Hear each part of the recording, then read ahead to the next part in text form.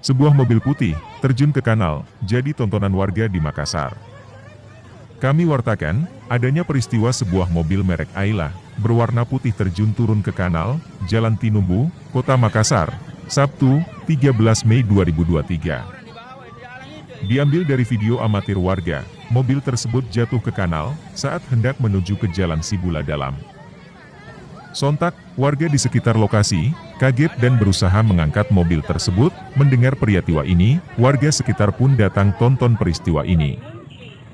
Hingga berita ini dimuat, belum diketahui pasti, penyebab mobil Ayla putih itu, jatuh ke kanal. Demikian kami wartakan, dari Makassar, Rudi Gemulia, melaporkan.